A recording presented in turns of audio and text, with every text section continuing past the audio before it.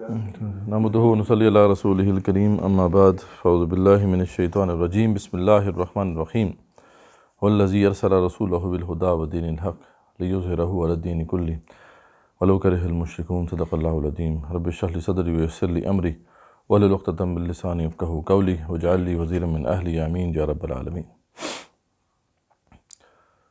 ہم نے جو ایک سلسلہ شروع کیا تھا انشاءاللہ آج ہم اسے کنکلوڈ کریں گے کہ علامہ اقبال کا تصور خودی کیا ہے، اور پھر ہم نے دیکھا کہ علامہ اقبال نے جو اس کے اوپر ایک انقلابی منہج پیش کیا کہ آخر خودی کی تعمیر کیسے ہو سکتی ہے، اس کو ہم نے تفصیل سے دیکھا۔ تو ہم نے یہ تو دیکھ لیا ہے کہ ایک فرد کی خودی کی تعمیر کیسے ہوتی ہے، اس کے لیے پورا جو منہج اقبال نے دیا اس میں سب سے پہلے ہم نے بتایا تھا کہ بلند مقصد کا تعین ہے، اس کے بعد پھر اس مقصد کو پانے کی جو آرزو ہے اس کو زندہ رکھنا ہے، پھر ہم نے کہا تھا کہ اس کے بعد جہاد ہے، سٹرگل ہے، اور پھر مشکلات ہیں آگے۔ جب مشکلات آئیں گی تو پھر ان کے مقابلے میں دو آلات ہیں جو اقبال کہتے ہیں کہ آپ کے پاس ہونے چاہیے، وہ ہے سب سے پہلے علم اور پھر اس کے بعد ہے عشق، اور اسی کے نتیجے میں آپ کو ملتا ہے یقین محکم، اٹر کنوکشن، جس کے نتیجے میں پھر جو ہے آپ وہ کام جو آپ کرنا چاہتے ہیں وہ آپ کر سکتے ہیں۔ اور اگر تو مقصد وہی تھا جو رسول اکرم صلی اللہ علیہ وسلم کا مقصد تھا، یعنی اعلاء کلمۃ اللہ، تو پھر اقبال نے فرمایا تھا کہ آپ کو پھر خلافت عطا ہو جاتی ہے، ٹھیک ہے۔ تو ایک فرد جب اس مقام پہ پہنچتا ہے تو وہ اپنی اصل کو اچھی طریقے سے پہچان جاتا ہے۔ اور خلافت کا مطلب ہم نے بتایا تھا کہ خلافت کا مطلب صرف یہ نہیں ہے کہ دنیا میں حکومت مل جائے، بلکہ خلافت کا مطلب یہ ہے کہ تمام فرشتے جو اللہ تعالیٰ کے تمام بڑی بڑی مخلوقات کے اوپر مامور ہیں، وہ سب آپ کے تابع ہیں، وہ آپ کے حکم پر لبیک کہہ سکتے ہیں، لیکن شرط یہ ہے کہ آپ نے آپ کو پہلے ثابت تو کریں کہ آپ اس کے اہل ہیں اس مقام کے۔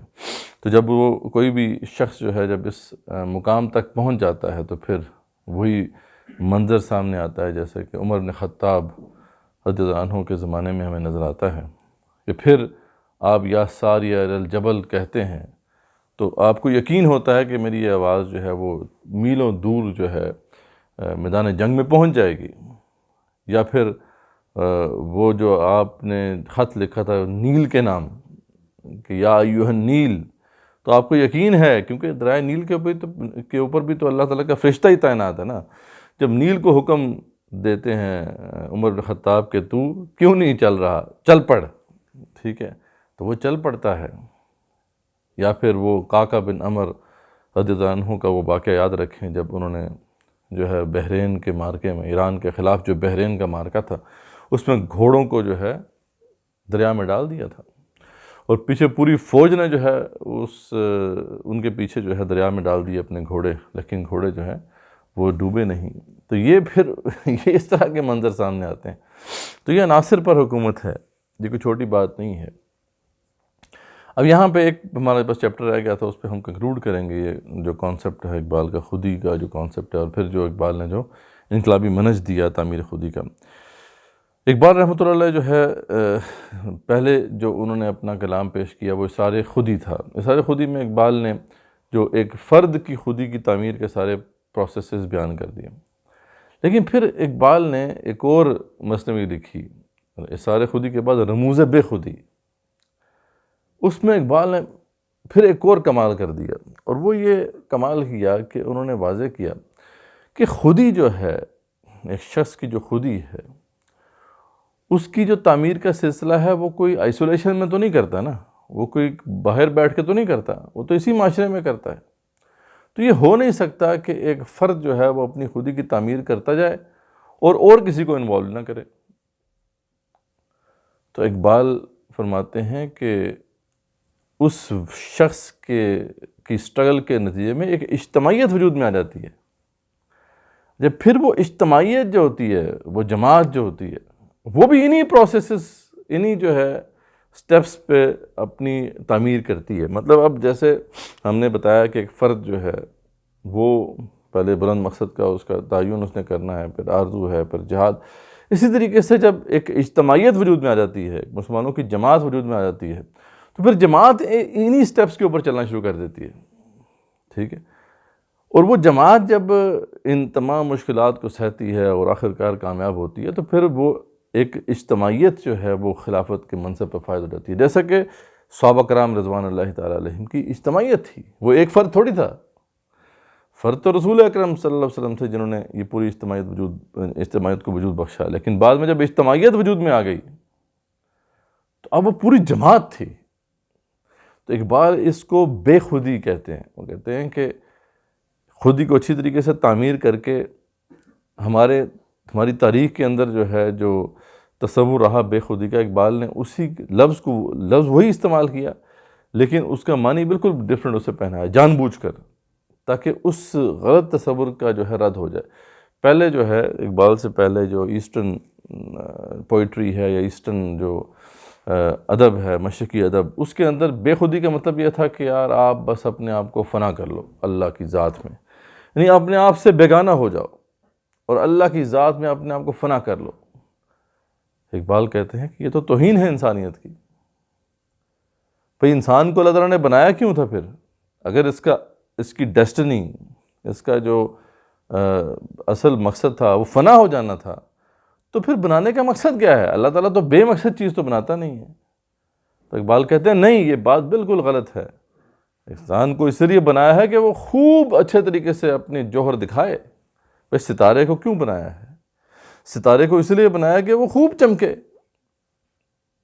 اس لیے تھوڑی بنایا کہ ستارہ جو ہے ماند پڑ جائے۔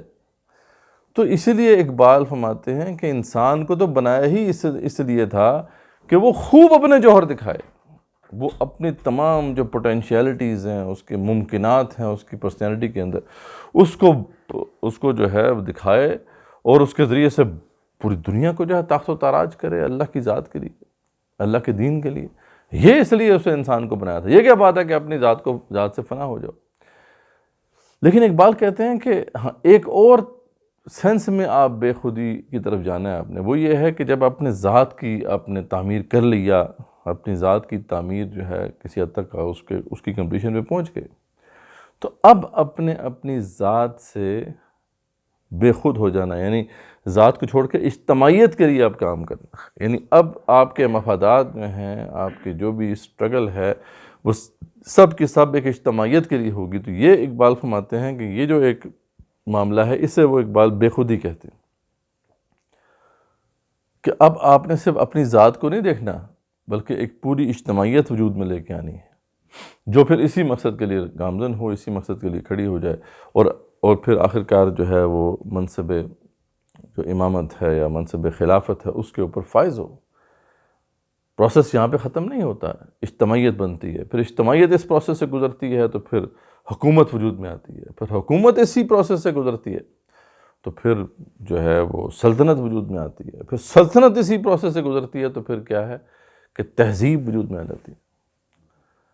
تو یہ پروسیس جو ہے نا یہ شروع تو ایک شخص سے ہوتا ہے، لیکن بڑھتے بڑھتے بڑھتے ایک پوری کی پوری تہذیب کا وجود بخشتا ہے۔ تو یہاں پہ اب ہم رموز بے خودی کے کچھ مقامات پڑھتے ہیں اور دیکھتے ہیں کہ اجتماعی خودی کے والے سے اقبال کیا فرماتے ہیں۔ تو ایک تو یہ بات اقبال رحمۃ اللہ علیہ نے بار بار اس کی طرف جو ہے اشارہ کیا اور اس بات کو واضح کیا کہ دیکھو ایک شخص کا کام ہی یہ ہے، ایک انسان کا کام ہی یہ ہے کہ وہ خود اکیلے رہ کے اپنی خودی کی تعمیر نہ کرے بلکہ ایک ملت کو تشکیل دینے کی فکر کرے۔ تو فرماتے ہیں کہ افراد کے ہاتھوں میں ہے اقوام کی تقدیر، ہر شخص ہے ملت کے مقدر کا ستارہ۔ تو اقوام کی تقدیر تو اشخاص کے ہاتھوں میں ہوتی ہے، ہر شخص امپورٹنٹ ہوتا ہے اور ہر شخص ہے ملت کے مقدر کا ستارہ۔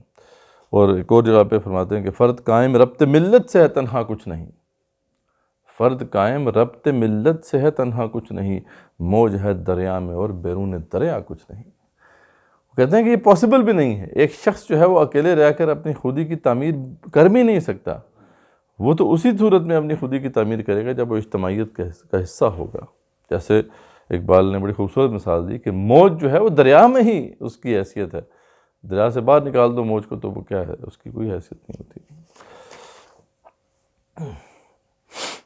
پھر اسی کچھ فارسی اشعار جو ہیں رموز بے خودی سے فرماتے ہیں کہ فرد را ربط جماعت رحمت است، جوہر او را کمال از ملت است.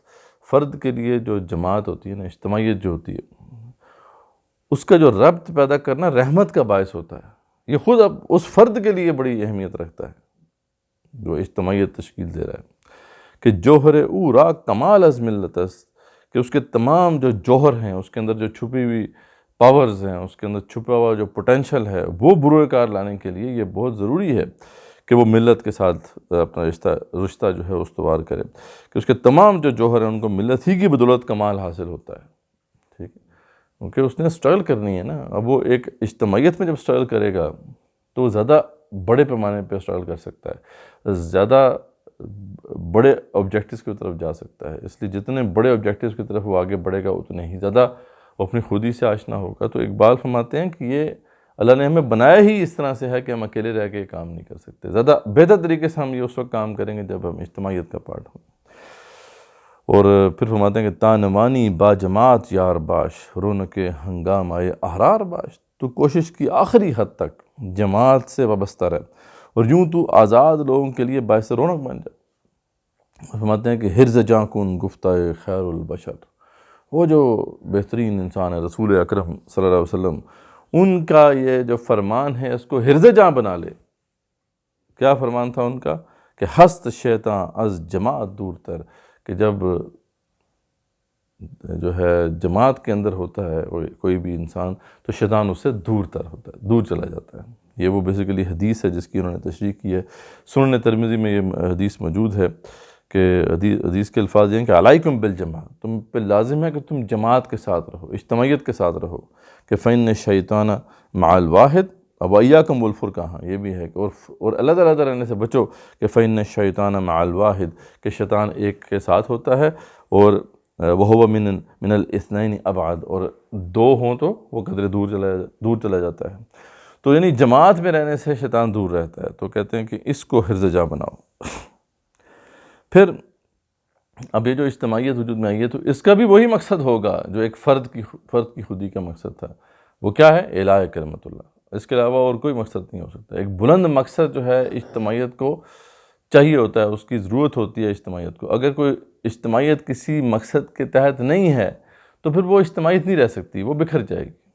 تو فرماتے ہیں کہ زندہ فرد از ارتباط جانتاً، ایک فرد جو ہوتا ہے نا، ایک شخص جو ہوتا ہے وہ اس وقت زندہ رہتا ہے جب تک کہ اس کے جان اور تن میں، دیکھیے، جان اور جسم کے اندر رشتہ قائم ہے. لیکن زندہ قوم از حفظ ناموس سے کہن، جبکہ قوم یا اجتماعیت اس وقت تک زندہ رہتی ہے جب اس کا جو مقصود ہے، اس کا جو آبجیکٹیو ہے جس کے لیے اسے بنایا گیا تھا، اس کی وہ حفاظت کرتی ہے. جب وہ نظروں سے اوجھل ہو گیا تو پھر وہ اجتماعیت نہیں رہتی ہے، وہ مر جاتی ہے.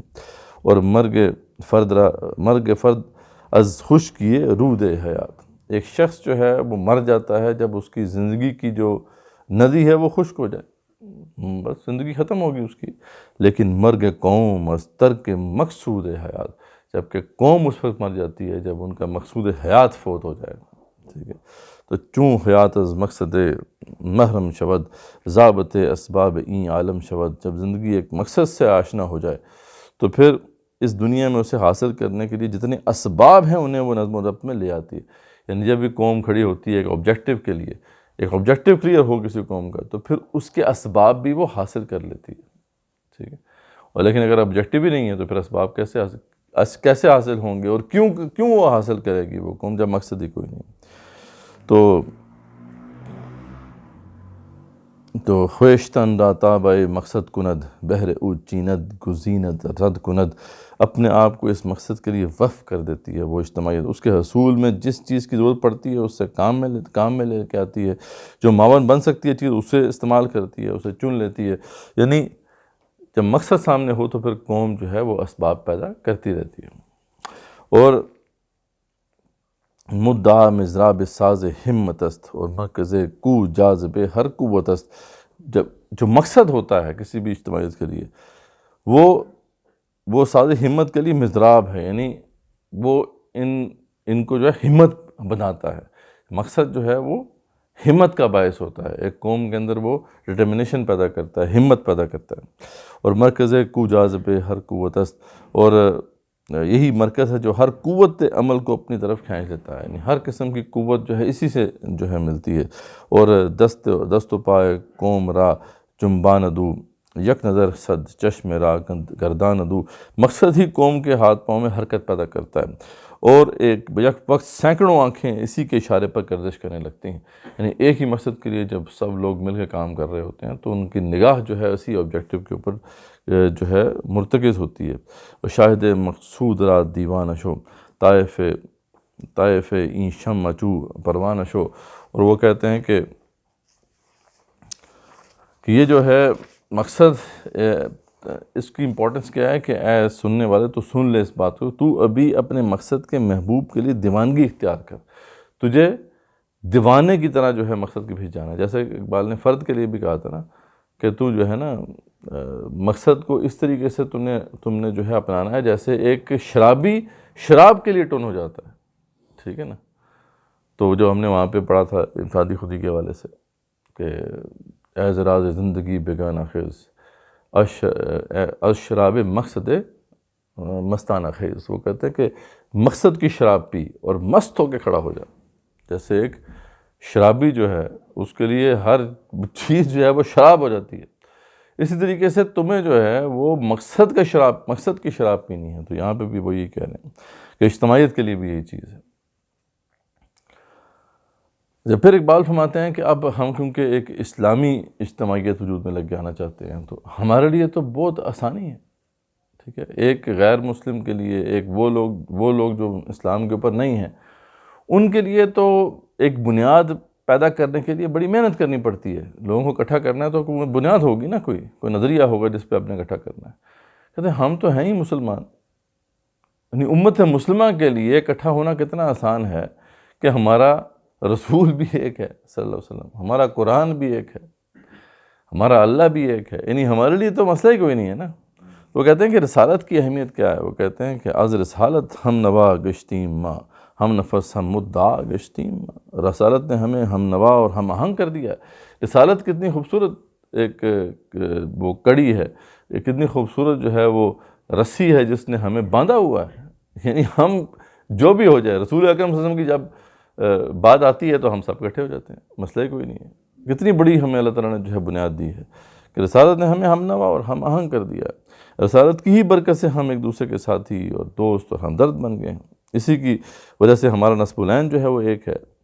تو کثرت ہم مدعا وحدت شود، پختہ چوں وحدت شود ملت شود، جب ایک مقصد اور ایک نسب العین والے اکٹھے ہو جاتے ہیں تو ان میں ایک وحدت پیدا ہو جاتی ہے، کیونکہ رسول اکرم صلی اللہ علیہ وسلم سے ہمارا تعلق ہے تو اس لیے ہمارا مقصد بھی ایک ہے، مسئلہ کوئی نہیں۔ اور اگر ایک مقصد ہو اور ایک نسب العین ہو تو کون ہے جو پھر ایسی اجتماعیت کو جو ہے وہ بکھیر دے؟ یہ کوئی بھی بکھیر نہیں سکتا، لیکن مسئلہ وہی ہے نا، مسئلہ یہ ہے کہ ہمارا تعلق نہیں ہے۔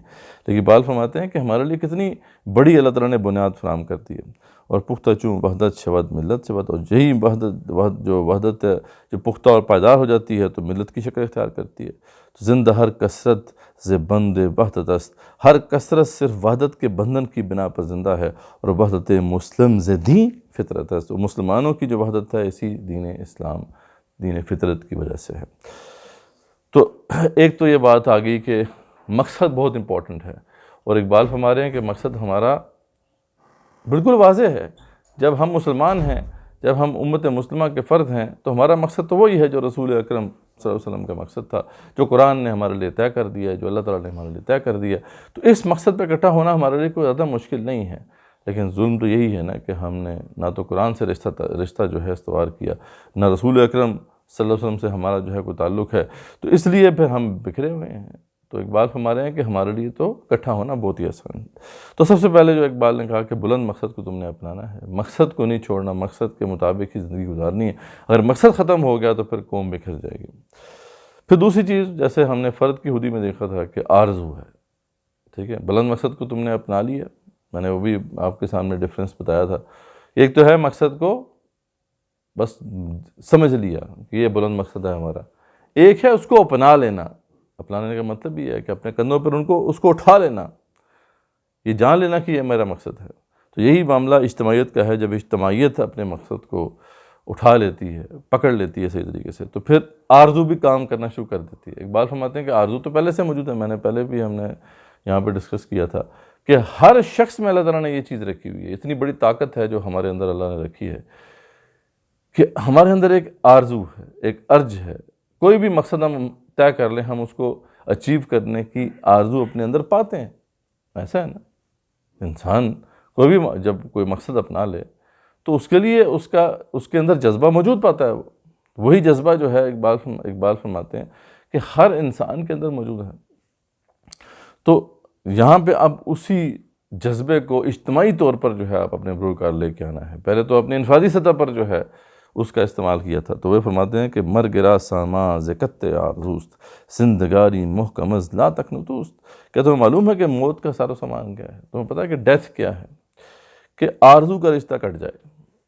جب ایک بندے کے اندر جو ہے آرزو کا جو جذبہ موجود ہے اس سے اس کا رشتہ کٹ جائے تو وہ مر جائے گا، ختم ہو جائے گا، اس کے پھر اندر کوئی کچھ کرنے کا جذبہ ہی ختم ہو گیا تو اب کیا کرے گا وہ۔ تو اسی طریقے سے مسئلہ اجتماعیت کا بھی ہے۔ تو ہم آتے ہیں کہ زندگانی محکمز لا تکنتوست، اور یہ اللہ تعالیٰ کا جو یہ فرمان ہے کہ لا تکنتو، مایوس مت ہونا، یہ اس کے اندر زندگی ہے قوم کی۔ کتنی دفعہ اللہ تعالیٰ نے جو ہے قرآن میں تسلی دی ہے صحابہ کرام رضوان اللہ تعالیٰ علیہم کو کہ تم پریشان مت ہو، وَلَا تَهِنُوا وَلَا تَحْزَنُوا وَأَنْتُمُ الْأَعْلَوْنَ إِن كُنتُم مُؤْمِنِينَ۔ کیوں پریشان ہوتے ہو، کیوں غمگین ہوتے ہو؟ تم ہی غالب ہوگے اگر تم ایمان والے ہو، کیوں تم نا امید ہو رہے ہو؟ نا امید نہیں ہونا تم نے۔ اور تا امید آرزو پہمست، نا امیدی زندگانی راسمست۔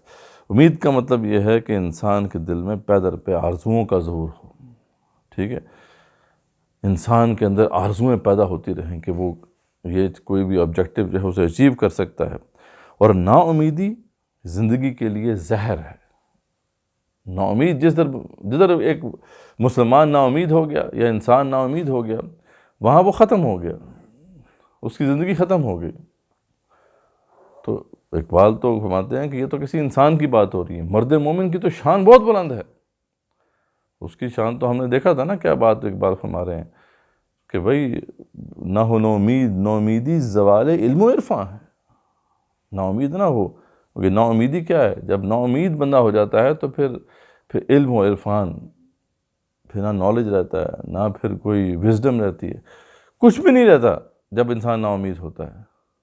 امید مرد مومن ہے خدا کے رازدانوں میں۔ اقبال فرماتے ہیں کہ مرد مومن جب ارادہ کر لے تو یہ تو خدا کے رازوں میں سے ایک راز ہے جو لازمی جو ہے واضح اب آشکارا ہو کے رہے گا۔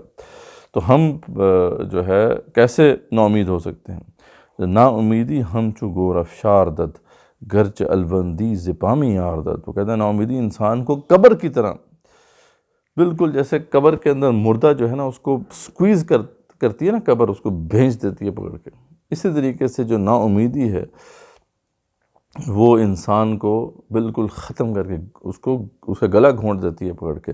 اور گرچہ البندی زپامی آردد، کہ اگر وہ البند پہاڑ کی مانند بھی مضبوط اور مستحکم ہو، مطلب ایک قوم کی بات کر لیں یا فرد کی بات کر لیں، ایک شخص اچھا خاصا جو ہے وہ بڑا مضبوط اعصاب کا مالک ہے، جیسے ہی وہ نا امید ہوگا کیا ہوگا؟ اس کو وہ نا امیدی جو ہے اس کو کریک کر کے رکھ دے گی۔ یہی معاملہ ایک قوم کا ہے، جب قوم کے اندر نا امیدی پھیلا دی جائے بس اب اس قوم کا کوئی پرسان حال نہیں ہے، وہ قوم اب گئی، ٹھیک ہے۔ تو گرچہ البندی زپامی عادت مستحکم، تو اسے چت گرا کر دم لے لیتی ہے، اس کا دم گھونٹ دیتی ہے پکڑ کے۔ آج آپ دیکھیں کیا ہو رہا ہے، آج آپ کے میڈیا کے اندر، آپ کے اخباروں میں آپ کو پیغام دی جا رہا ہے نا امیدی، کوئی فائدہ نہیں جی، کیا کر رہیں گے آپ، امت کا بیڑا غرق ہو چکا ہے، پاکستانی قوم کا تو بیڑا غرق ہے۔ اس کو کہنے میں ایک مزہ بھی ہے نا، یہ بات کہنا یار سارا بیڑا نظام ہی برباد ہو گیا، آوے کا آوے ہی بگڑا ہوا ہے، کیونکہ اس کے اندر ایک تسکین ہے، ہمیں ایک تسکین ملتی ہے جب ہم یہ بات کرتے ہیں، کیوں؟ کیونکہ ہم نے کچھ کرنا نہیں نا۔ پھر اس کا مطلب کیا ہے؟ یار سب بیڑا غرق ہے، کوئی فائدہ ہی نہیں، یعنی وہ بندہ جو کہے گا یار کوئی فائدہ نہیں، تو ظاہر بات ہے اس نے تو کچھ نہیں کرنا، تو یہ اس کو اس میں تسکین ملتی ہے، اور یہی تسکین ہے جو ہم حاصل کرتے ہیں۔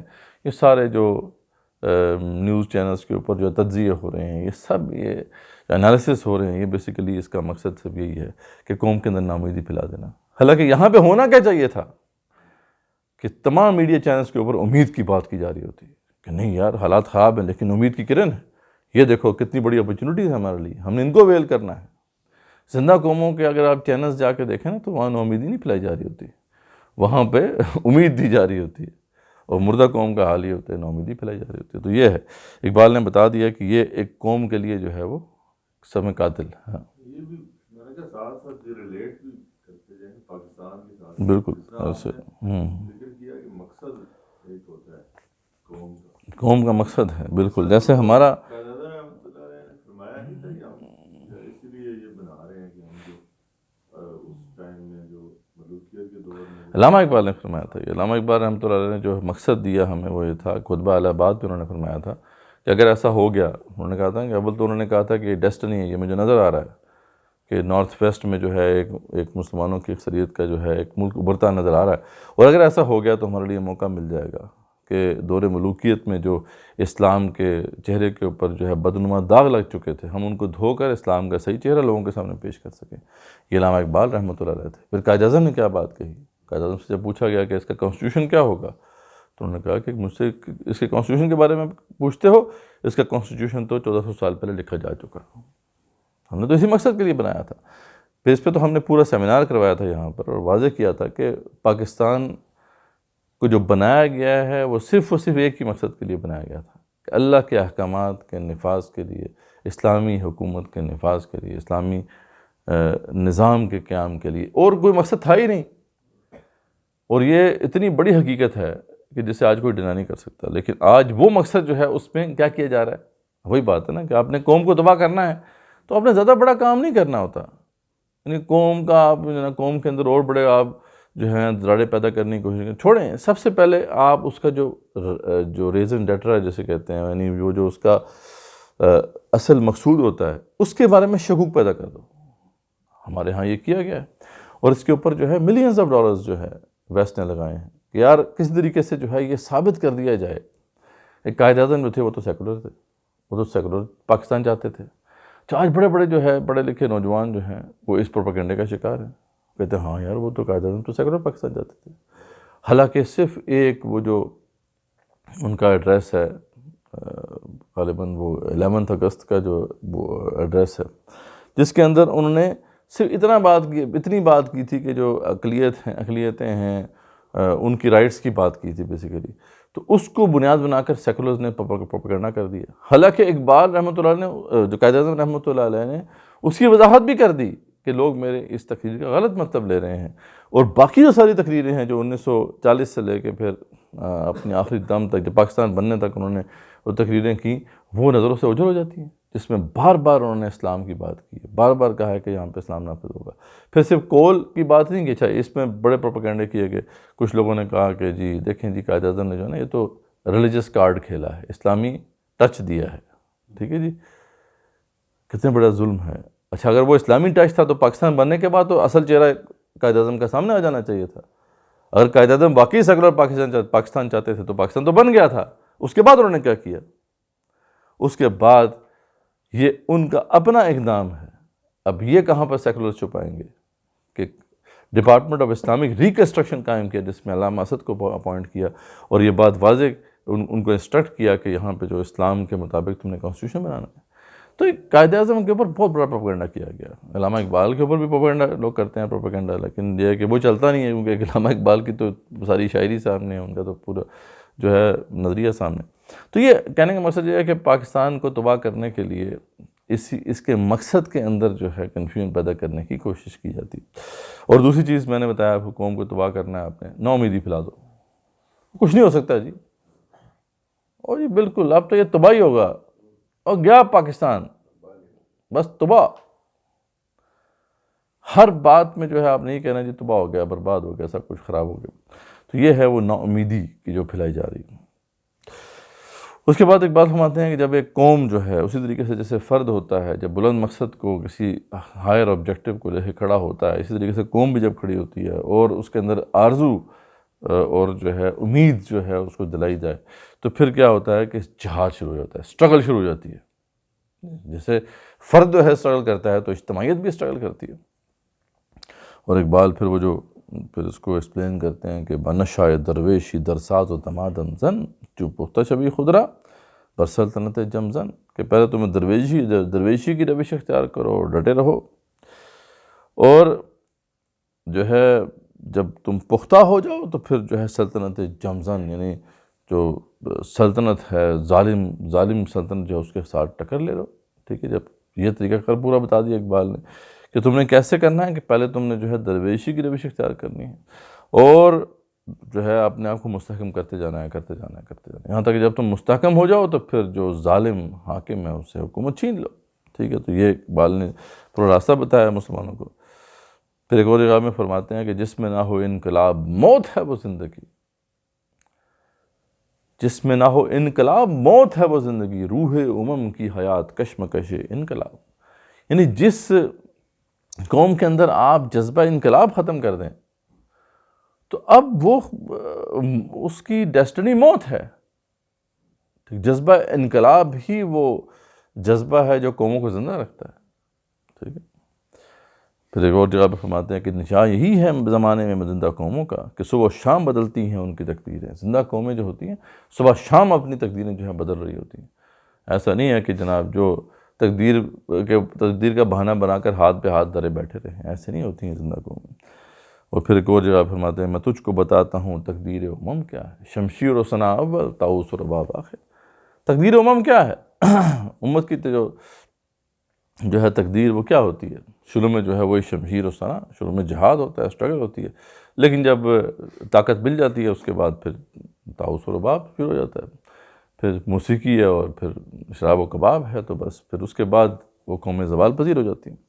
تو یہاں پہ بھی اقبال نے واضح فرمایا کہ جہاد کرنا ہوگا، اسٹرگل کرنی ہوگی، اور جیسے ایک فرد کو جو ہے پھر اس راہ میں آگے بڑھنے کے لیے علم چاہیے، سب سے پہلے جو ٹول چاہیے تھا وہ علم ہے نا، یہاں پہ اب قوم کو بھی علم چاہیے۔ اب علم دو قسم کا علم اقبال فرماتے ہیں جو آپ کو چاہیے ہوگا بطور ایک اجتماعیت کے۔ پہلے بھی ہم نے دیکھا تھا کہ فرد کے بارے میں بھی اقبال نے فرمایا تھا کہ ہمیں پاسٹ کا علم چاہیے، کہ بھی اس راہ میں پہلے کون چلے ہیں، انہوں نے کن مشکلات کو دیکھا ہے اور کیسے ان کو سہا، ان کو کیسے اوورکم کیا، وہ آپ کو پتہ ہونا چاہیے۔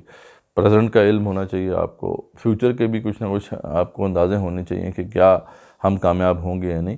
اس طریقے سے اقبال فرماتے ہیں کہ ایک اجتماعیت کو یا ایک قوم کو جو ہے دو قسم کا علم لازمی جو ہے اس کے پاس ہونا چاہیے۔ ایک ہے سائنس کا علم اور دوسرا ہے تاریخ کا علم۔ یہ دو علوم جو ہیں جب قوم پڑھتی رہتی ہے یا ان دو علوم سے جب کوئی بھی قوم آراستہ رہتی ہے تو پھر وہ نیچے نہیں گرتی ہے۔ آپ فرماتے ہیں کہ یہ جو ہے کیا ہے، یہ سب کچھ کوہ صحرا دشت و دریا بحر و بر، یہ سب جو آس پاس جو ہے اب فطرت کے مظاہر ہیں، یہ بڑی بڑی طاقتیں ہیں نا جو چھپی ہوئی ہیں ان کے اندر۔ تو تختہ تعلیم ارباب نظر، صاحب نظر جو لوگ ہیں ان کے لیے تعلیم کی تختیاں ہیں۔ اے کہ از تاثیر افیوں خفتائی عالم اسباب رادوں گفتائی، اے مسلمان تو افیون پی کے سو گیا۔ الفاظ اقبال کے ایگزیکٹ الفاظ، ٹھیک ہے، اے کہ از تاثیر افیوں خفتائی، اے مسلمان تو افیون پی کے سو گیا ہے، اور عالم اسباب رادوں گفتائی، تم عالم اسباب جو ہیں جو اللہ تعالیٰ نے تیرے لیے رکھے تھے تو ان کو جو ہے ہیچ سمجھتا ہے، تو ان کو جو ہے امپورٹنس نہیں دیتا۔ تو ان عالم اسباب کو، جب عالم اسباب کے اندر جو اسباب ہیں ان کو تم سمجھو گے نہیں۔ یہ سارا علم سائنس کا علم کیا ہے؟ اللہ تعالیٰ کے جتنے بھی یہ مظاہر فطرت ہیں، جتنی بھی طاقتیں ہیں جو چھپی ہوئی ہیں اسباب، عالم اسباب کے اندر، ان کو سمجھنا اور ان کے اوپر جو ہے تصرف حاصل کرنا اور ان کو استعمال کرنا، یہی تو علم سائنس ہے۔ تو جو قوم ان طاقتوں کو جو ہے بروئے کار نہیں لاتی، ان کو استعمال کرنا نہیں جانتی، وہ کیسے کامیاب ہو سکتی ہے؟ وہ تو ناکام ہی رہے گی، جیسے ہمارا حال ہے۔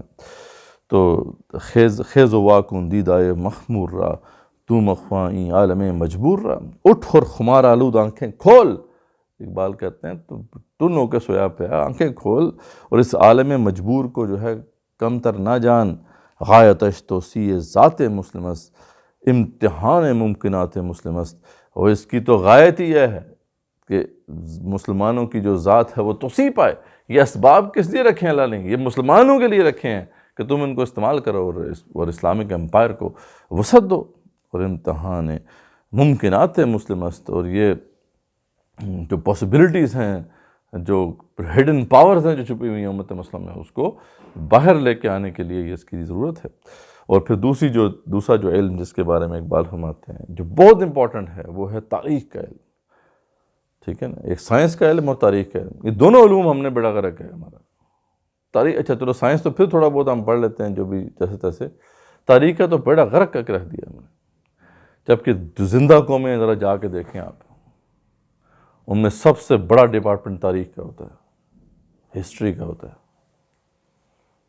سب سے بڑے جو وہاں کے جو ذہن ہوتے ہیں وہ تاریخ میں جاتے ہیں، ہسٹری پہ جاتے ہیں.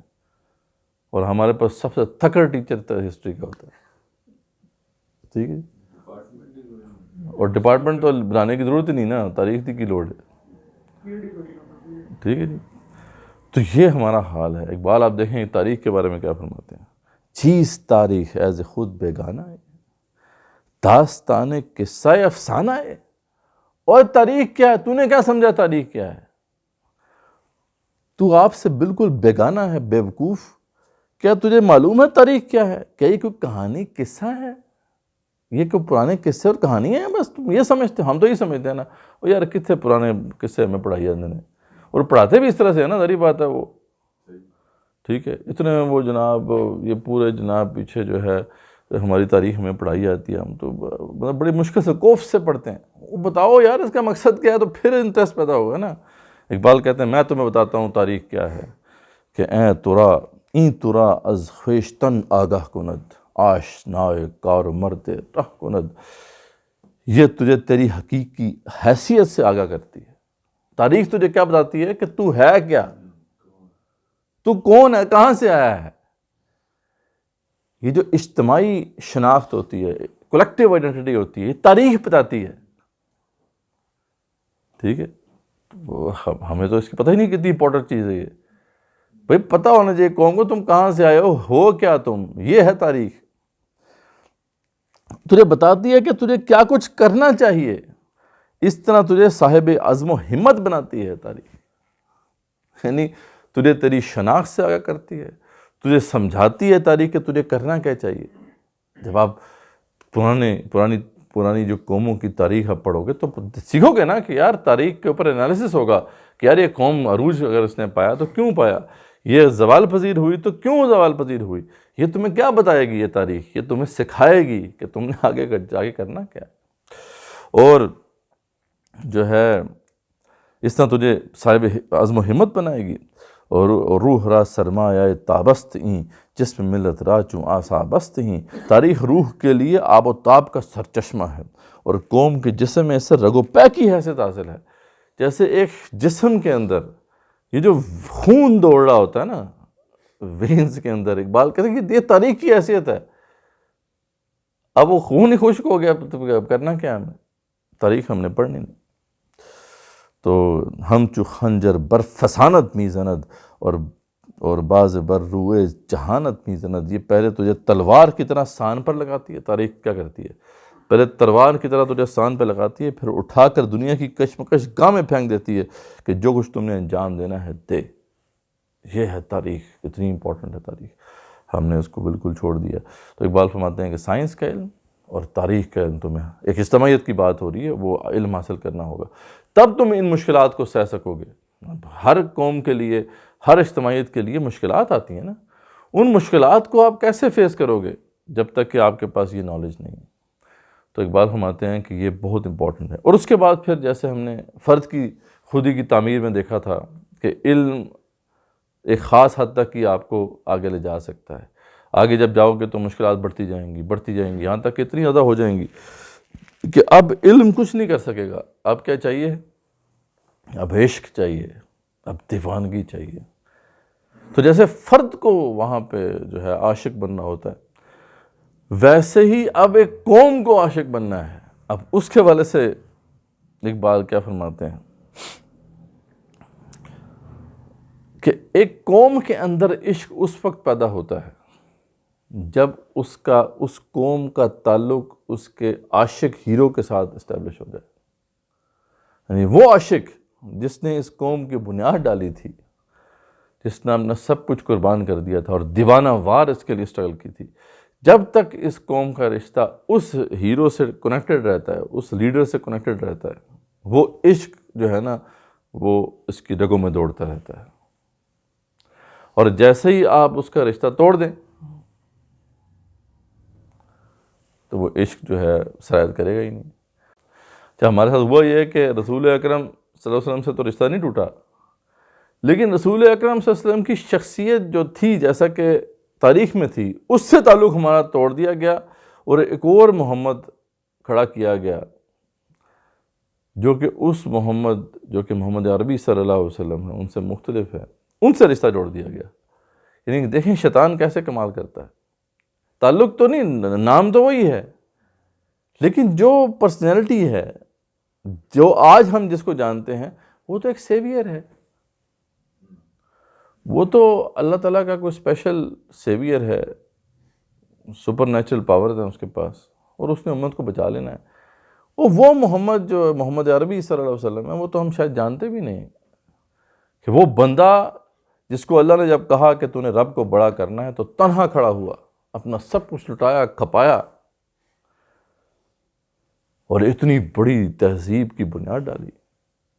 اس سے تعلق اگر جڑ جائے اس قوم کا تو قوم میں جو ہے یہ عشق کا جذبہ نہ پیدا ہو جائے، لیکن قوم کے اندر عشق کا جذبہ تو ختم ہو گیا۔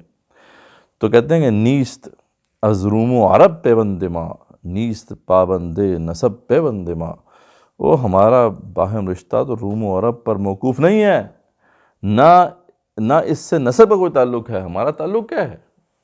اقبال فرما رہے ہیں عشق پیدا کرنا ہے نا تم نے، تو تعلق تو سمجھو ہمارا تعلق کیا ہے آپس میں، دل بے محبوب حجازی بستہ ہیں،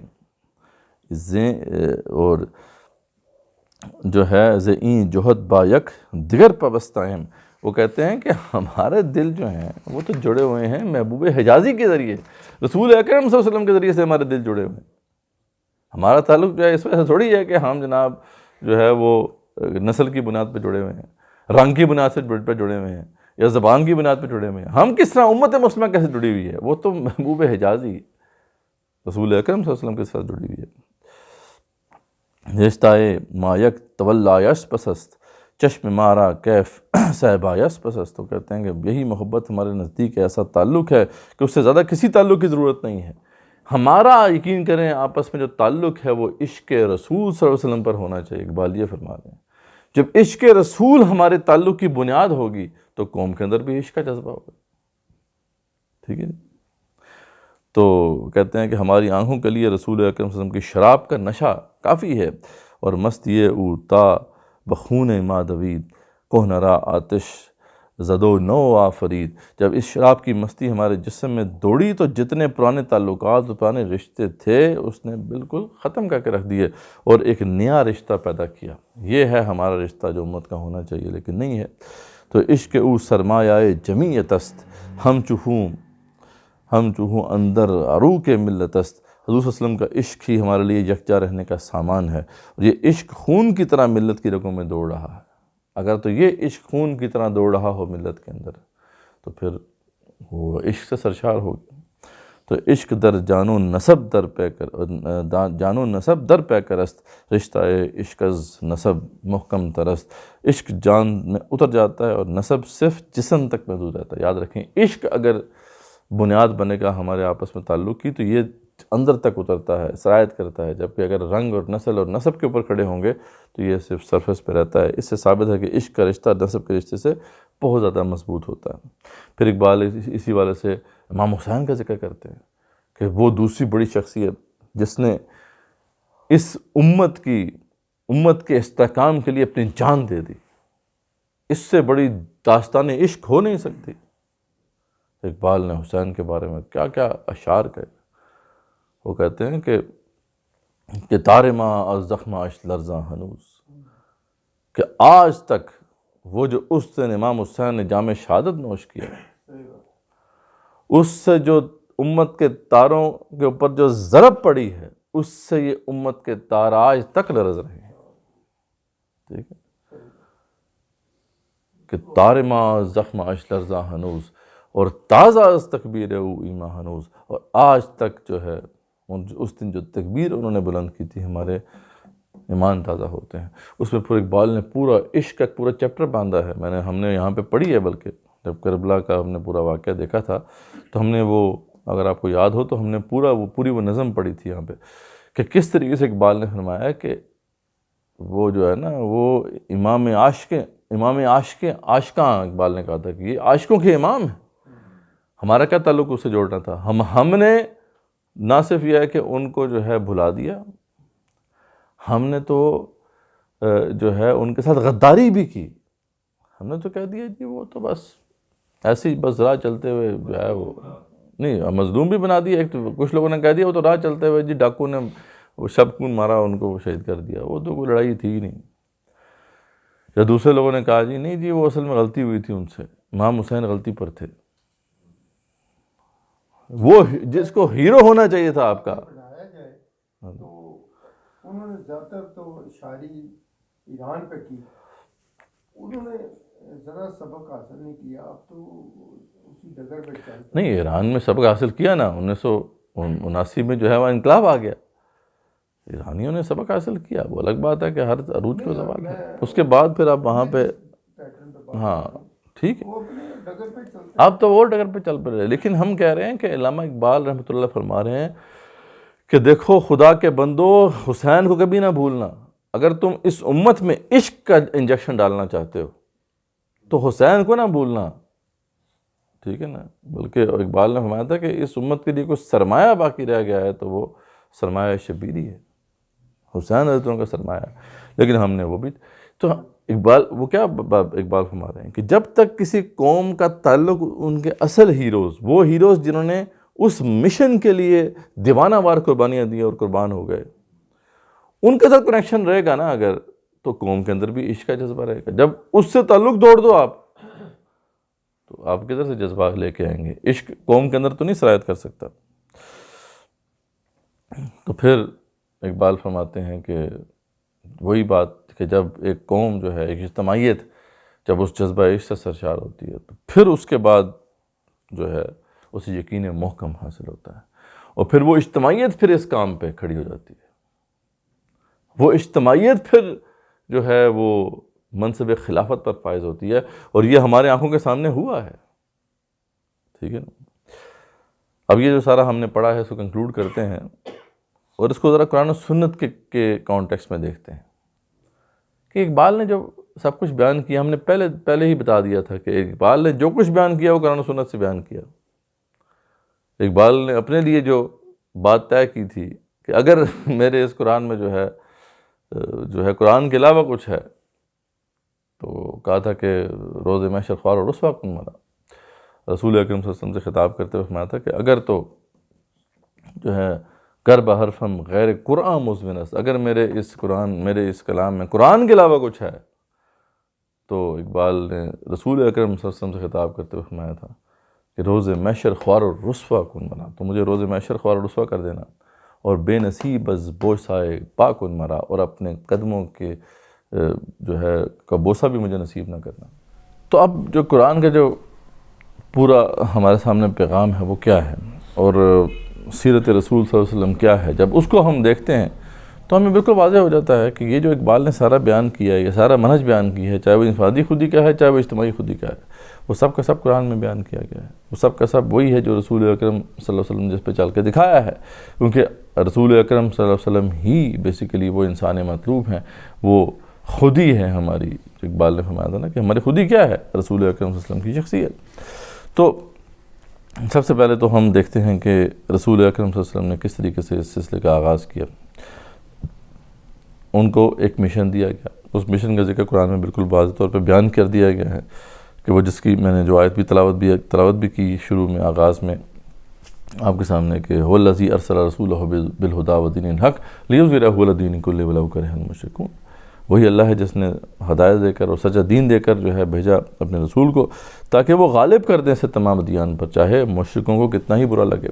یہ بات جو ہے پہلے ہم بیان کر چکے ہیں تفصیل سے کہ آخر کیوں جو ہے اعلاء کلمۃ اللہ یا جو غلبہ دین جو ہے وہ ہائیسٹ آبجیکٹیو ہو سکتا ہے کسی انسان کا. تو آپ صلی اللہ علیہ وسلم کا یہ آبجیکٹیو تھا, آپ اسی مشن پہ کھڑے ہوئے.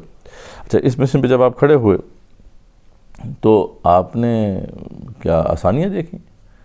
آپ کو مشکلات کا سامنا کرنا پڑا, اور جیسے جیسے آپ آگے بڑھتے گئے مشکلات کے پہاڑ توڑے گئے آپ کے اوپر, یہاں تک کہ ایک کلائمیکس ہے, یعنی ان مشکلات کا کلائمیکس ہے جو کہ آپ کو دیکھنا پڑا طائف کے مقام پر. رسول اکرم صلی اللہ علیہ وسلم خود فرماتے ہیں کہ یعنی اس سے زیادہ بھاری وقت مجھ پر کبھی نہیں آیا. اب اس میں کیا تھا جب ہم وہ دیکھتے ہیں کہ سیرت کے اندر کہ جب رسول اکرم صلی اللہ علیہ وسلم جو ہے ان کو آزمایا گیا تو وہ اس مقام تک جو ہے اس کیفیت میں تھے کہ جب ان کے اوپر پتھر برسائے گئے اور آپ لہو لہان ہوئے تو آپ نے ایک التجا کی تھی رسول اکرم صلی اللہ علیہ وسلم نے اللہ تعالیٰ سے, اور وہ التجا جو ہے وہ ایک جسے کہتے ہیں الفاظ ایسے ہیں کہ انسان ہل جاتا ہے. کہ وہ فرماتے ہیں, یہ رحیق المختوم میں بھی یہ الفاظ اسی طریقے سے موجود ہیں کہ اللہ میں تجھی سے اپنی کمزوری اور بے بسی اور لوگوں کے نزدیک اپنی بے قدری کا شکوہ کرتا ہوں. یا ارحم الراحمین, تو کمزوروں کا بھی رب ہے اور تو ہی میرا بھی رب ہے. میں اس وقت کمزور ہوں, تو مجھے کس کے حوالے کر رہا ہے؟ کیا کسی بیگانے کے جو میرے ساتھ سختی سے پیش آئے؟ نہیں, شکوہ کیا رسول اکرم صلی اللہ علیہ وسلم, یا کسی دشمن کے جس کو تو نے میرے معاملے کا مالک بنا دیا ہے. اگر مجھ پر تیرا غضب نہیں ہے تو مجھے کوئی پرواہ نہیں. یعنی خفے سے شروع کیا, لیکن پھر وہ عظیمت جو ہے وہ سامنے آ گئی اور کہا کہ رسول اکرم صلی اللہ علیہ وسلم نے کہا کہ اللہ تعالیٰ اگر تو اس پہ راضی ہے تو میں بھی راضی ہوں, لیکن تیری عافیت میرے لیے زیادہ کشادہ ہے. پھر بھی تیرے سے عافیت کی دعا مانگتا ہوں. میں تیرے چہرے کے اس نور کی پناہ چاہتا ہوں جس سے تاریکیاں روشن ہو گئیں اور جس پر دنیا اور آخرت کے معاملات درست ہوئے, کہ تو مجھ پر اپنا غضب نازل کرے یا تیرا عطاب مجھ پر وارد ہو. تیری ہی رضا مطلوب ہے یہاں تک کہ تو خوش ہو جائے, اور تیرے بغیر کوئی زور اور طاقت نہیں. مشکلات سہنے پڑیں. تو بلند مقصد کو لے کے جب آپ کھڑے ہوئے آپ کو مشکلات سہنی پڑیں. ان مشکلات کے اندر وہ کون سی چیز تھی جنہوں نے ان کو سہارا دیا, جس نے ان کی ہمت بندھائی, آپ کی بھی اور جو آپ کے ساتھ صحابہ تھے رضوان اللہ تعالیٰ علیہم؟ وہ کون سی چیز تھی؟ وہ قرآن مجید تھا. قرآن مجید میں وہ کون سا علم ان کو دیا گیا تھا؟ وہ علم ہے نا, میں نے بتایا تھا کہ شروع کے مراحل کے اندر تو علم آپ کو ساتھ دے گا. علم کون سا علم تھا جس کا قرآن مجید میں ذکر ہے, اور جو ابتدائی مراحل میں جو ہے اس راہ میں ہمارا ساتھ دے سکتا ہے؟ وہ وہی انبیاء اور رسول علیہ السلام کی قصے ہیں. یعنی رسول اکرم صلی اللہ علیہ وسلم جب اس راہ میں کھڑے ہیں تو ان کو بتایا گیا کہ آپ سے پہلے اور بھی لوگ اس راہ میں کھڑے ہوئے, اور انہوں نے اس طریقے سے مشکلات کو سہا اور اس طریقے سے جو ہے ان مشکلات کے مقابلے میں ڈٹ کر کھڑے رہے. تو یہ ایک طرح سے تسلی کا باعث ہو گیا. قرآن مجید میں ان کا ذکر بھی ہے. سورہ ہود میں اللہ فرماتے ہیں کہ وَقُلُّ نَقُصُّ عَلَيْكَ مِنْ أَنْبَاءِ الرُّسُلِ, یہ جو ہم انبیاء رسول علیہ السلام کے قصے اے حبیب آپ کو سنا رہے ہیں, یہ کیوں سنا رہے ہیں؟ یہ واقعات کیوں ہم سنا؟ وہی تاریخ, یہ تاریخ آپ کو کیوں سنا رہے ہیں, سمجھا رہے ہیں ہم. وَقُلُّ نَقُصُّ عَلَيْكَ مِنْ أَنْبَاءِ الرُّسُلِ مَا نُثَبِّتُ بِهِ فُؤَادَكَ, تاکہ آپ کا دل جم جائے اس راستے پر. وہی نالج جو اقبال نے فرمایا نا کہ نالج شروع کے مراحل کے اندر آپ کو ثابت قدم رکھتا ہے, آپ کو کھڑا رکھتا ہے. تو یہ وہ نالج ہے جو قرآن میں رکھا گیا ہے. انبیاء رسول علیہ السلام کا جو سارا قصہ ہے یا تاریخ ہے. تو اللہ فرماتے ہیں کہ مَا نُثَبِّتُ بِهِ فُؤَادَكَ وَجَاءَكَ فِي هَٰذِهِ الْحَقُّ, اور اس کے ذریعے حق بات بھی آپ تک پہنچ جائے کہ اصل واقعہ ہوا کیا تھا, کیونکہ اس میں تعریف کر دی ہے اہل کتاب نے, اور وَمَوْعِظَةٌ وَذِكْرَىٰ لِلْمُؤْمِنِينَ, اور یہ نصیحت ہو جائے اور یاد دہانی ہو جائے اہل ایمان کے لیے. تو یہ نالج آپ کو دیا گیا. یہ نالج تھا پاسٹ کا نالج. پھر آندہ آنے والے ادوار کے والے سے پیشن گوئیاں بھی آپ صلی اللہ علیہ وسلم کو دی گئیں. یہی جو ہے هُوَ الَّذِي أَرْسَلَ رَسُولَهُ بِالْهُدَىٰ وَدِينِ الْحَقِّ, اس سے پہلے وہ جو ہے بتایا گیا ایک پیشن گوئی فرمائے گی, یریدون لیطفئوا نور اللہ بافواہہم واللہ متم نورہ ولو کرہ الکافرون, کہ یہ چاہتے ہیں کہ اپنے منہ کی پھونکوں سے اللہ کے نور کو بجھا دیں, اور اللہ تعالیٰ نے اس نور کا اہتمام کر کے رہنا ہے چاہے کافروں کو کتنا ہی جو ہے کتنی ہی کراہت ہو. یا پھر وہ جو سورہ روم کے اندر آتا ہے غلبت الروم فی ادنى الارض کہ رومی مغلوب ہو گئے قریب کی سرزمین پر، اور وہم من بعد غلبہم سیغلبون، لیکن اس کے بعد وہ ان قریب جو غالب ہو جائیں گے، فی بضع سنین، چند سالوں میں، للہ الامر من قبل ومن بعد، اللہ کے لیے ہوگا میں پہلے بھی اور بعد بھی، یعنی یہ بھی پیشن گوئی فرما دی گئی تھی کہ جیسے رومی مغلوب ہوئے ہیں بعد میں غالب ہو جائیں گے، اور جب رومی غالب ہوں گے تو تم بھی جو ہے خوش ہو جاؤ گے، یومئذ یفرح المؤمنون، اس دن اہل ایمان بھی جو ہے وہ خوش ہو جائیں گے۔ تو یہ سب جو ہیں پیشن گوئیاں کہ آگے آنے والے ادوار میں تمہیں جو ہے سب کچھ ملے گا، تو یہ رسول اکرم صلی اللہ علیہ وسلم کو نالج دیا گیا تھا جس کی بنا پر آپ کھڑے ہو۔ اللہ کا حکم آیا تھا وہ بھی تھوڑی تشریح کون سی؟ جو حضور صلی اللہ علیہ وسلم پر اس کے بعد حکم آئے گا اس قوم کے متعلق، وہ بھی تھوڑا سا روشنی ڈال دیں۔ ہاں جی، وہ تو جب یہ سارا معاملہ ہوا، جب پتھر مارے گئے، لہو لہان ہوئے آپ صلی اللہ علیہ وسلم، اور یہ سارا معاملہ ہوا، تو پھر دیکھیں کہ فرشتے کب اترے ہیں۔ فرشتے ایسے تو نہیں اتر جاتے نا، یہ رسول اکرم صلی اللہ علیہ وسلم کی جو زندگی ہے وہ ہمارے لیے مشعل راہ ہے کہ دیکھو اگر تم واقعی چاہتے ہو کہ فرشتے نازل ہوں، فرشتے تمہاری کال پہ لبیک کہیں، تو پہلے تمہیں ثابت تو کرنا پڑے گا نا کہ واقعی تم اس قابل ہو کہ تمہارے لیے فرشتے اتارے جائیں۔ رسول اکرم صلی اللہ علیہ وسلم کو حالانکہ اس کی ضرورت نہیں تھی، لیکن رسول اکرم صلی اللہ علیہ وسلم کو بھی اس پورے پروسیس سے گزارا گیا، ان مشکلات کو آپ نے سہا، جہاں تک کہ جب آپ کی زبان سے شکوہ نکلا، یعنی مجبور ہو گئے، آپ کے زبان سے شکوہ تک زبان پہ آ گیا، تب جا کے جبرائیل علیہ السلام آئے ہیں، اور 7 پہاڑوں کا فرشتہ ملک الجبال جو ہے وہ لے کر آئے ہیں، اور رسول اکرم صلی اللہ علیہ وسلم سے کہتے ہیں رسول صلی اللہ علیہ وسلم حاضر ہے، یہ پہاڑوں کا فرشتہ حاضر ہے، آپ حکم کریں، یہ جو پہاڑ ہیں ان کو چکی بنا کے ان کو پیس دیں۔ رسول اکرم صلی اللہ علیہ وسلم نے کہا نہیں، عظیمت ہے نا کہ نہیں، یہ نہیں مان رہے، لیکن ان کی نسلوں میں ایسے لوگ پیدا ہوں گے کہ جو توحید کو مانیں گے۔ تو بات یہ ہے کہ ملک الجبال ایسے تو نہیں آ گیا، حالانکہ جبرائیل تو ادھر ہی تھے نا رسول اکرم صلی اللہ علیہ وسلم کے ساتھ، وہ تو روزانہ آیا کرتے تھے آپ سب کے پاس، جبرائیل تو روزانہ آتے تھے، پہلے کیوں نہیں ملک الجبال کو لے کر آئے؟ آخر طائف ہی کے مقام پہ کیوں آیا معاملہ؟ اس کا بھی جواب اللہ تعالیٰ نے قرآن میں فرمایا ہے۔ قرآن میں اللہ تعالیٰ فرماتے ہیں کہ دیکھو وَلَنَبْلُوَنَّكُمْ بِشَيْءٍ مِّنَ الْخَوْفِ وَالْجُوعِ وَنَقْصٍ مِّنَ الْأَمْوَالِ وَالْأَنفُسِ وَالثَّمَرَاتِ وَبَشِّرِ الصَّابِرِينَ، تو میں اللہ لازماً آزما کے رہے گا، لازماً آزما کے رہے گا، خوف سے، بھوک سے، مالوں کی کمی سے، رزلٹس کی کمی سے، اور بشارت ہوگی ان کے لیے جو ڈٹ جائیں گے، جو ڈٹ کر دکھائیں گے۔ ایسے تو نہیں آپ بشارت ملے گی، ایسے تو نہیں مدد ملے گی آپ کو۔ اور بھی بہت سے مقامات پہ اللہ تعالیٰ نے جو ہے یہ بتایا، اللہ فرماتے ہیں ام حسبتم ان تدخلوا الجنہ، تم نے کیا حساب لگا لیا تمہیں جنت ایسے مل جائے گی؟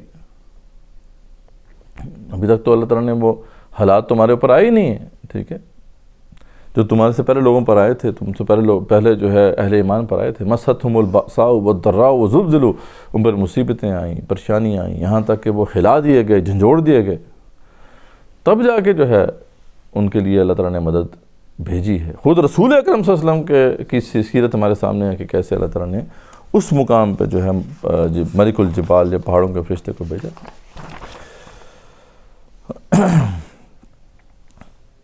تو اب آپ صلی اللہ علیہ وسلم ڈٹے رہے، سب کچھ قربان کر دیا، اپنی کوئی چیز رہ گئی جو قربان نہیں کی؟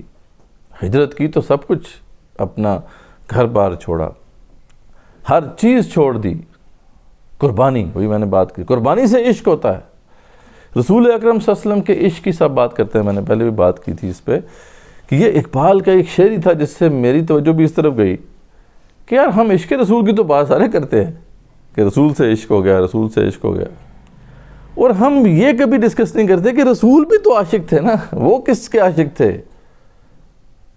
جو اقبال کا وہ شعر ہے کہ شوق اگر تیرا نہ ہو میری نماز کا امام، اے رسول اللہ صلی اللہ علیہ وسلم، اے حبیب، اگر وہ شوق جو آپ کا شوق ہے، جو عشق جو آپ کا عشق ہے، وہ اگر میرا عشق نہ بنا تو میرا قیام بھی حجاب، میرا سجود بھی حجاب، تو پھر قیام و سجود کس کائے کے؟ جب اللہ سے عشق ہی نہیں، اللہ سے محبت ہی نہیں، تو قیام و سجود کس کام کے؟ تو عقل و دل و نگاہ کا مرشد ولی ہے عشق نہ ہو تو شرائع دین بت قضا تصورات۔ تو اقبال نے یہ واضح کیا کہ رسول اکرم صلی اللہ علیہ وسلم بھی تو عاشق تھے اللہ تعالیٰ کے، سب کچھ قربان کیا تو پھر تبھی تو ان کو وہ عشق نصیب ہوا۔ اور پھر اس کی واضح اشارات قرآن میں موجود ہیں۔ سورہ شعراء میں اللہ فرماتے ہیں کہ لعلک باخع نفسک الا یکونوا مؤمنین، کیا آپ اپنے آپ کو ہلاک کر لیں گے اس غم میں کہ وہ ایمان نہیں لاتے؟ ڈیڈیکیشن دیکھیے آپ نے، کمٹمنٹ دیکھیے ان کی کتنی تھی، یعنی اس غم میں وہ گھلے جا رہے تھے کہ میں نے جو پیغام ان کو دیا وہ نہیں مان رہے۔ تو اس ڈیڈیکیشن کے ساتھ ہمیں آگے بڑھنا ہے۔ اور پھر جب رسول اکرم صلی اللہ علیہ وسلم نے ساری مشکلات سہ لیں تو پھر اللہ کی نصرت ان کے ساتھ ہوئی۔ لیکن یہ تو آپ وسلم کی شخصیت کی بات ہے۔ اب ہم آتے ہیں صحابہ کی جماعت کی طرف۔ آپ وسلم نے کیا اکیلے اپنی خودی کی تعمیر کی یہ سارے پروسیسز جو ہیں طے کیے؟ نہیں، ایک پوری اجتماعیت، ایک جماعت کو وجود بخشا جو کہ صحابہ کی جماعت تھی رضوان اللہ تعالیٰ علیہ۔ پھر آپ نے دیکھا کہ وہ جو صحابہ کی جماعت تھی وہ اسی راستے پہ چلی، وہ بھی بلند اسی مقصد کو لے کے کھڑی ہوئی، اس نے بھی مشکلات سہیں، اس نے بھی جہاد کیا، یہاں تک کہ آخرکار اس کا بھی امتحان آیا جب اس کو ہلا دیا گیا۔ اللہ تعالیٰ نے جو وعدہ کیا تھا کہ دیکھو میں تمہیں اس وقت تک نہیں چھوڑوں گا جب تک کہ تمہیں ہلا نہ دوں، وقت آیا اور کیا زبردست نقشہ کھینچا ہے سورہ احزاب کے اندر۔ اللہ تعالیٰ فرماتے ہیں کہ اذ جاؤکم من فوقکم ومن اسفل منکم واذ ضاغت الابصار وبلغت القلوب الحناجر، کہ جب تمہارے پر فوجیں اوپر سے آئیں، نیچے سے آئیں، اور پتہ ہے نا اوپر سے بھی اٹیک، اوپر سے تو اتنا بڑا 12,000 کا لشکر وہاں سے اٹیک کرنے کے لیے آیا، پیچھے بنو قریظہ جو تھے انہوں نے بھی غداری کر دی، اوپر سے اور نیچے سے جو ہے لشکر تم پہ چڑھائے تھے۔ وَإِذْ ضَاغَتِ الْأَبْصَارُ، تو آنکھیں تمہاری پتھرا گئی تھیں، وَلَغَتِ الْقُلُوبُ الْحَنَاجِرَ، اور تمہارے کلیجے منہوں کو آ گئے تھے، وَتَظُنُّونَ بِاللَّهِ الظُّنُونَ، اور تم نے جو ہے اللہ کے بارے میں بدگمانی شروع کر دی تھی کہ پتہ نہیں اللہ ہمارے ساتھ ہے بھی کہ نہیں۔ تو اللہ فرماتے ہیں ہنالک ابتلی المؤمنین، تو اس دن اللہ فرماتے ہیں ہم نے اہل ایمان کو آزما لیا، وَزُلْزِلُوا زِلْزَالًا شَدِیدًا، اور ان کو جھنجھوڑ دیا گیا، ہلا دیا گیا جیسے شدید طریقے سے ہلایا جاتا ہے۔ صحابہ کرام کا بطور اجتماعیت کے ٹیسٹ کا کلائمیکس آ گیا۔ لیکن کمال ہے یہ صحابہ کی کہ کس طریقے سے پھر اس ٹیسٹ کو پاس کیا۔